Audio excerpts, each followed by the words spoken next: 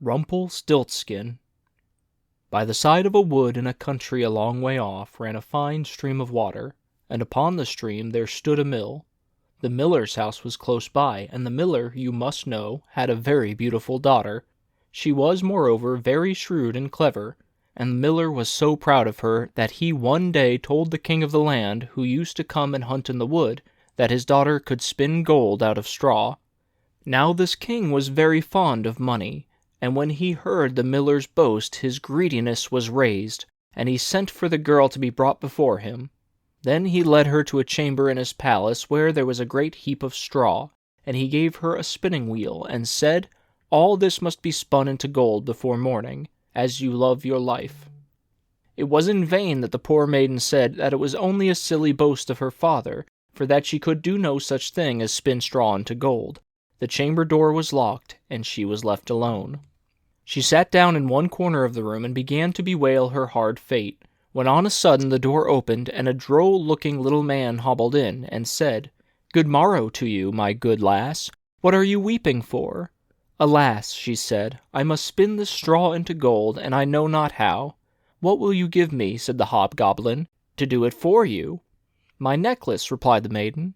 He took her at her word, and he sat himself down to the wheel and whistled and sang, round about, lo and behold, reel away, straw into gold." And round about the wheel went merrily. The work was quickly done, and the straw was all spun into gold.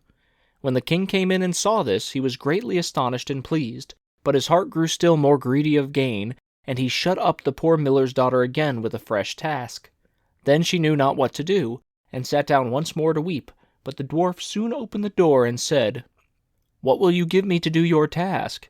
"The ring on my finger," said she. So her little friend took the ring and began to work at the wheel again, and whistled and sang, round about, lo and behold, reel away, straw into gold," till, long before morning, all was done again. The king was greatly delighted to see all this glittering treasure, but still he had not enough, so he took the miller's daughter to a yet larger heap, and said, "All this must be spun tonight, and if it is, you shall be my queen."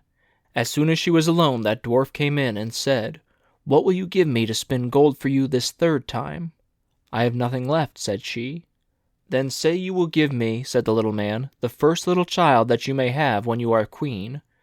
"That may never be," thought the miller's daughter, and as she knew no other way to get her task done, she said she would do what he asked. Round went the wheel again to the old song, and the manikin once more spun the heap into gold. The king came in the morning, and finding all he wanted, was forced to keep his word, so he married the miller's daughter, and she really became queen. At the birth of her first little child she was very glad, and forgot the dwarf and what she had said. But one day he came into her room, where she was sitting playing with her baby, and put her in mind of it. Then she grieved sorely at her misfortune, and said she would give him all the wealth of the kingdom if he would let her off, but in vain, till at last her tears softened him, and he said, "I will give you 3 days' grace, and if during that time you tell me my name, you shall keep your child." Now the queen lay awake all night, thinking of all the odd names that she had ever heard, and she sent messengers all over the land to find out new ones. The next day the little man came, and she began with Timothy, Ichabod, Benjamin, Jeremiah, and all the names she could remember, but to all and each of them he said, "Madame, this is not my name." The second day she began with all the comical names she could hear of, Bandy-legs, Hunchback, Crookshanks, and so on. But the little gentleman still said to every one of them, "Madam, that is not my name."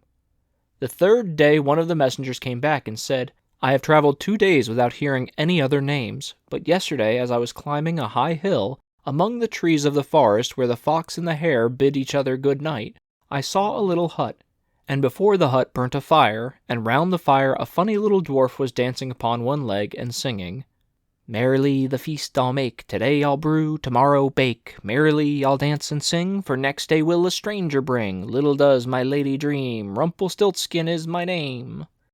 When the queen heard this she jumped for joy, and as soon as her little friend came she sat down upon her throne and called all her court round to enjoy the fun, and the nurse stood by her side with the baby in her arms, as if it was quite ready to be given up. Then the little man began to chuckle at the thought of having the poor child to take home with him to his hut in the woods, and he cried out, "Now, lady, "What is my name?" "Is it John?" asked she. "No, madam." "Is it Tom?" "No, madam." "Is it Jemmy?" "It is not." "Can your name be Rumpelstiltskin?" said the lady slyly. "Some witch told you that! Some witch told you that!" cried the little man, and dashed his right foot in a rage so deep into the floor that he was forced to lay hold of it with both hands to pull it out.